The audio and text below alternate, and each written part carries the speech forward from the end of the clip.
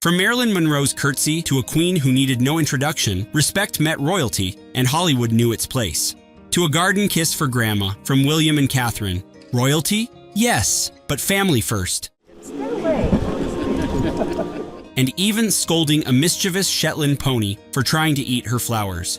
These are the moments when Queen Elizabeth wasn't just sovereign, she was witty, warm, and unmistakably human. Let's begin with the first moment. When asked if the crown was heavy, she smirked. Because if you did, your neck would break, or it'd fall off. Royal wit?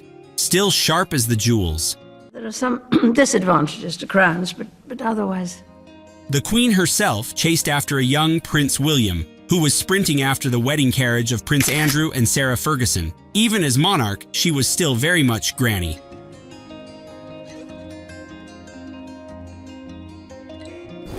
When children showed her handmade flower crowns, she smiled and said, "Looks awfully uncomfortable, like a bird's nest." Even her jokes wore a tiara. Isn't that lovely? Yeah. Very uncomfortable. Like a bird's nest.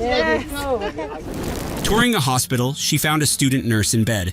Training, of course. "Sometimes it's all right, I suppose," she said dryly. The room erupted. Classic Queen. There's a number of benefits to our students. Sometimes it's all right, I suppose. Yeah, absolutely. He gets to spend the day with us. Peering at a tiny hat, she quipped, "Large head for a small hat, unlike me." The young staffer laughed and said, "That's interesting. I'll remember that." That's very interesting. I shall always remember.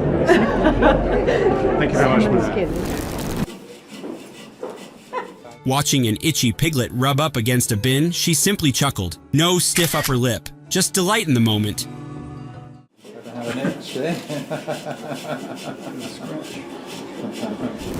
She tried to cut a cake and got the knife stuck.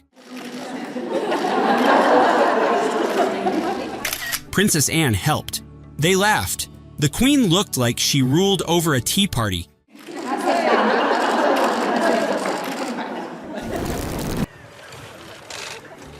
Feeding bananas to an elephant with Prince Philip. Duty didn't stop her from enjoying life's biggest animals or its smallest joys.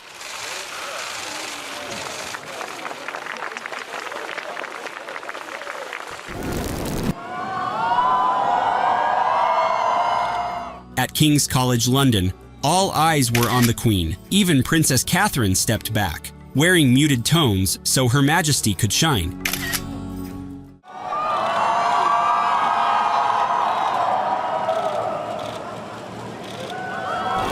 We helped our nation celebrate its bicentennial in 1976. When President George Bush joked she was from the 1700s, she got the last laugh, teasing him back at dinner. Timeless and never without a comeback. I wondered whether I should start this toast saying, when I was here in the 1700s. Queen Elizabeth scolded young William often, gently, publicly, like any grandmother would. And even when he grew up, that voice still echoed. Stand up straight, because second in line or not, she expected presents. June 2nd, 1953. A young Queen Elizabeth II walked into Westminster Abbey, just 27 years old, yet already carrying the weight of a nation. She sat alone on the coronation chair, solemn and still, as layers of gold were draped over her shoulders, less a dress, more a transformation.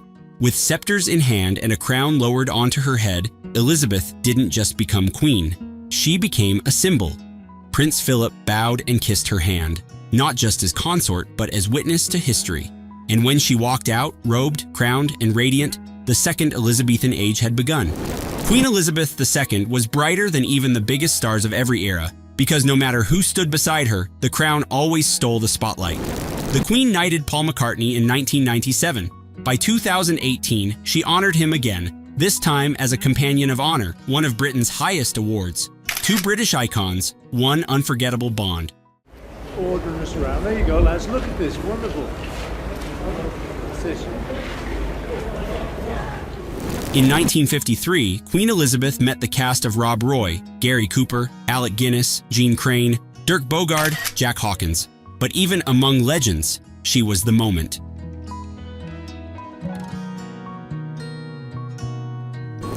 Marilyn Monroe herself curtsied, starstruck. The Queen was younger, but still more dazzling than Hollywood's finest.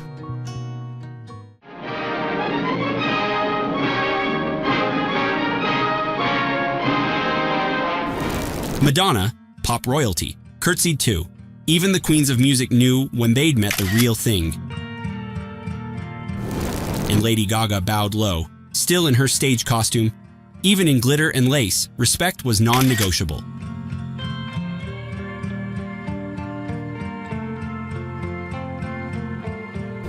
Sitting front row at London Fashion Week, the Queen shared a laugh with Anna Wintour. Not even Vogue could outstyle the monarch.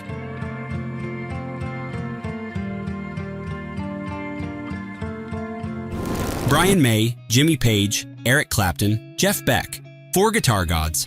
But the Queen, absolutely no idea who she's meeting. So Brian May, from Queen the Band, gently steps in to help Her Majesty figure out who's who. A queen, explaining rock royalty to the Queen. Now that's a royal crossover. She's a hero of mine. Let's have a model. Football royalty too, David Beckham shook her hand, then shared a laugh at the Queen's Young Leaders program. A star beside a star. Did you know one of Queen Elizabeth's most unexpected friendships was with Monty Roberts, the American horse whisperer known for training without whips or force? She invited him to Windsor more than 200 times, captivated by his gentle, respectful approach. No shouting, no dominance, just quiet understanding. Monty said the Queen wasn't just curious, she truly cared. About horses, about kindness, about doing things differently. She had no ego, he once said. She didn't need to prove she was in charge. She was a sovereign to millions, and a soft voice in the stables, and the story's not over. Stay tuned for more heartwarming moments with Prince William, Princess Catherine, and the Queen's funniest reactions to everything. At the Chelsea Flower Show, Prince William kissed his grandmother on the cheek. Catherine followed with a curtsy, a garden moment, blooming with quiet love.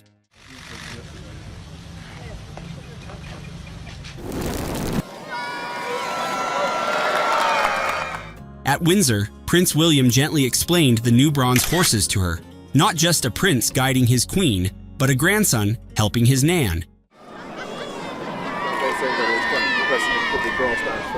In 1985, 6 prime ministers crowded together for a photo in Margaret Thatcher's house. The Queen cracked a joke and made herself laugh.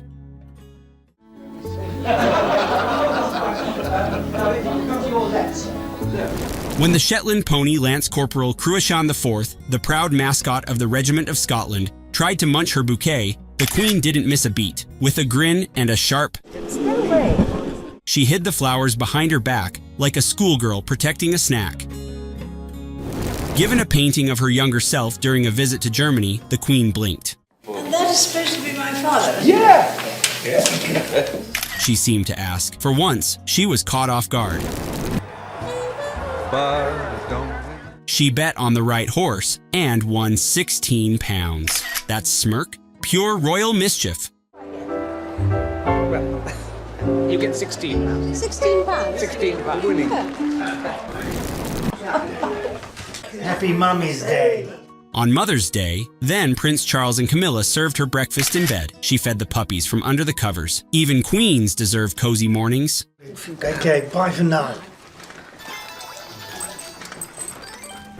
The young queen tried to disembark, but the step was too high, so she asked for help and leapt, Grace with a little hop.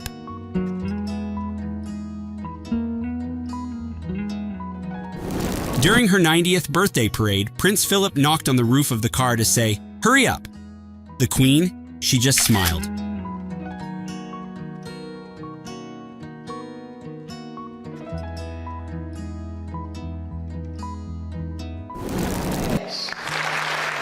At Prince William's graduation, she beamed like any proud grandma. Catherine had graduated too.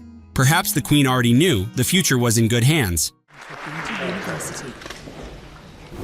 She wore a crown, she led a nation, but moment after moment, she chose connection. A kiss from a grandson, a laugh with a nurse, a joke shared over tea or ponies or prime ministers. She wasn't just the Queen, she was the calm hand, the knowing smile, the warmth behind the legacy. This has been the best moments with Queen Elizabeth. Subscribe to the WHAAAT Channel for more royal softness and timeless grace. And if your heart's a little fuller, watch the next one.